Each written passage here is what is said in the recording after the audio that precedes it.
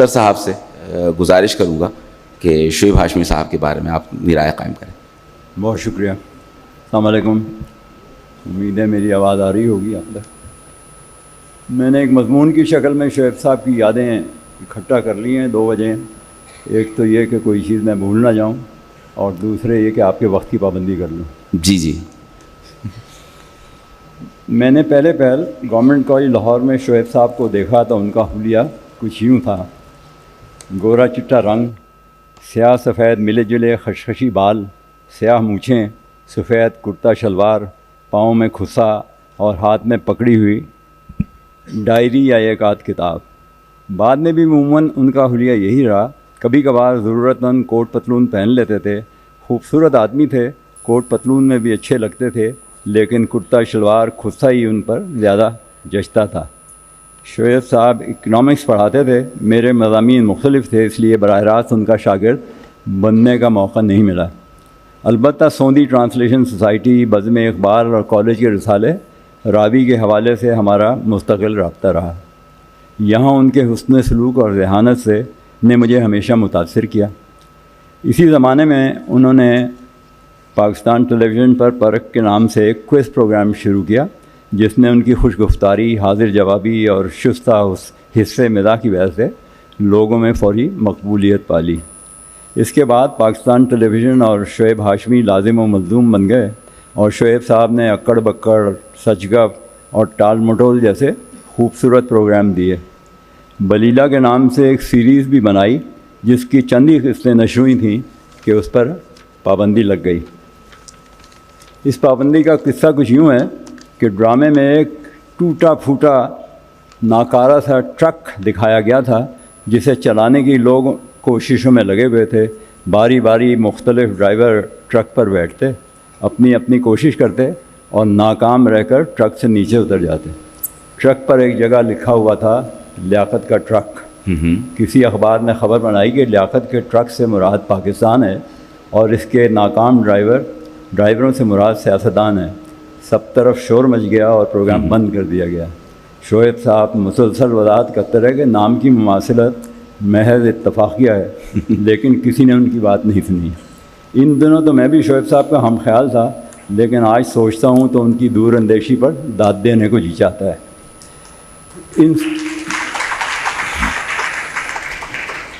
ان سب پروگراموں میں زیادہ تر شعیب صاحب نے نئے لوگوں کو روشناس کرایا, جن میں اکثریت ان کے یا چھیمی آپا سلیمہ ہاشمی کے شاگردوں کی تھی. دونوں میاں بیوی کو ٹیلنٹ کی پہچان کا ملکہ بھی تھا, اور اسے نکھارنے سنوارنے کا فن بھی جانتے تھے.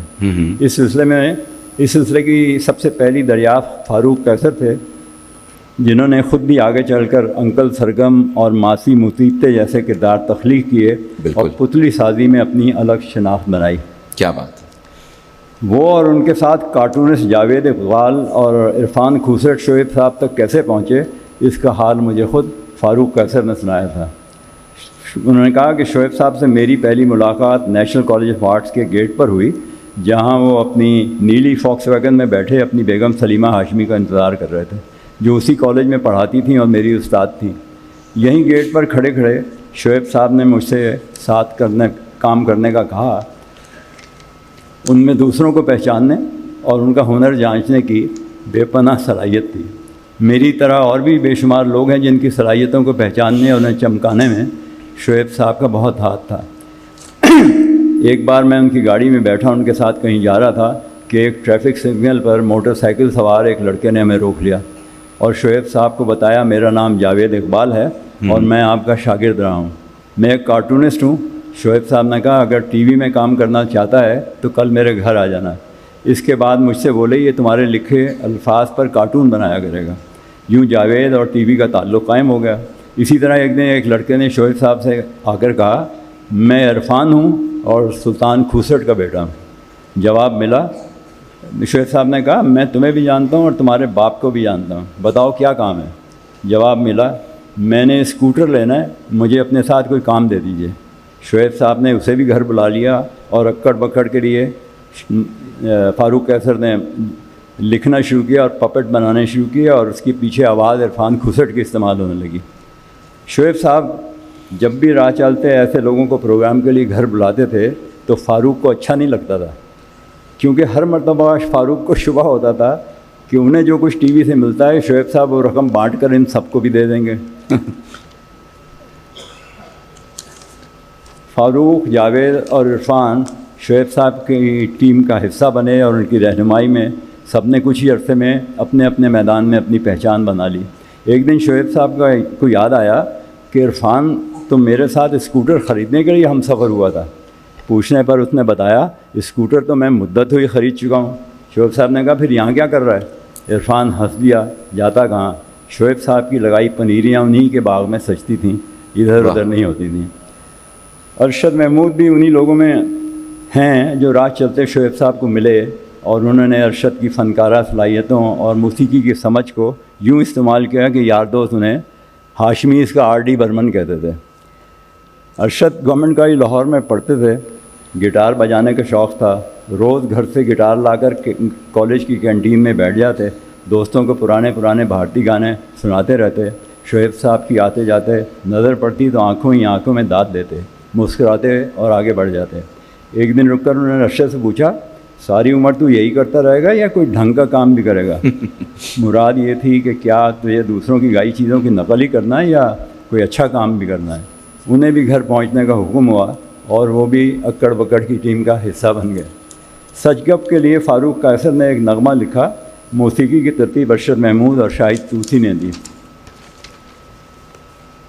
بول کچھ اس طرح سے تھے، کومل کومل پلکیں بوجھل، ڈھلکا ڈھلکا سلکا سا یہ آنچل، من دیوانہ من ہے پاگل، جیسے پیاسا پیاسا بادل، واہ، سکھ کی جھیلیں سوکھی سوکھی، خالی خالی سی یہ چھاگل، دکھ کا آنچل جلتھل جلتھل۔ یہ نیرہ نویر کا بھی پہلا نغمہ تھا جو ان دنوں نیشنل کالج آف آرٹس میں پڑھ رہی تھیں اور محض کالج کے فنکشن میں اپنی آواز کا جادو جگاتی تھیں۔ قاعدے کے مطابق نغمے کے بول منظوری کے لیے سرمد صاحبائی کے پاس بھیج دیے گئے جو ان دنوں لاہور میں اسکرپٹ سیکشن کے نگراں تھے۔ انہوں نے منظوری نہیں دی اور کہا نغمہ معیاری نہیں ہے۔ فاروق نے شعیب صاحب کو بتایا کہ سرمد صاحب نے ریجیکٹ کر دیا نغمہ۔ شعیب صاحب نے کہا فون مجھے دو۔ انہوں نے فون اٹھایا اور سرمد کو فون ملایا، اوئے اب فیض صاحب کی شاعری پر بھی تو اعتراض کرنے لگا۔ سرمد شعیب صاحب اور فیض صاحب دونوں کے مدعاؤں میں تھے۔ انہوں نے جواب دیا میری کیا مجال، آپ نغمہ ریکارڈ کر لیجئے۔ یوں یہ نغمہ جسے بعد میں نازیہ حسن نے بھی گایا فیض صاحب کے نام پر منظور ہو کر اس کے خالق فاروق قیصر کے نام سے نشر ہو گیا۔ اکڑ بکڑ سجگپ اور ٹال مٹول کی تیاری عموماً شعیب صاحب کے گھر میں ہوتی تھی۔ فیض صاحب بھی فرصت کی صورت میں وہاں آ کر بیٹھ جاتے اور شعیب صاحب اور ان کی ٹیم کے لوگوں کی فقرہ بازی اور لطیفوں سے لطف اندوز ہوتے رہتے۔ اس معاملے میں ٹیم میں ایک سے ایک بڑھ کر ہنرمند تھا۔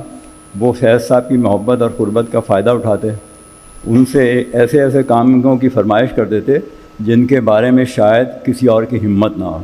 ایک ایسے ہی موقع پر ارشد محمود نے فیض صاحب سے نیشنل مسالے کا ایک کمرشل لکھوا لیا۔ ادرک، دھنیا، مرچ اور ہلدی، نیشنل نے سب کی کایا پلٹ دی، اور آگے بھی اسی طرح شعر تھے۔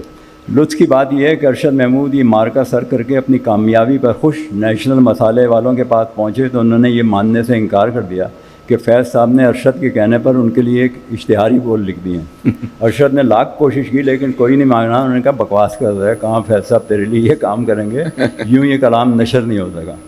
صحیح۔ کراچی ٹیلی ویژن پر 3 سال اور اسلام آباد میں 1 سال رہنے کے بعد میری پوسٹنگ لاہور ٹیلی ویژن پر ہوئی تو اس بات کے باوجود کہ میں گھر جا رہا تھا میں زیادہ خوش نہیں تھا، بلکہ کچھ خوفزدہ تھا، کیونکہ میں نے سن رکھا تھا کہ وہاں کا ہر پروڈیوسر اور فنکار 52 گزا ہے جو نہ کسی کو گھاس ڈالتا ہے نہ کسی کی مانتا ہے۔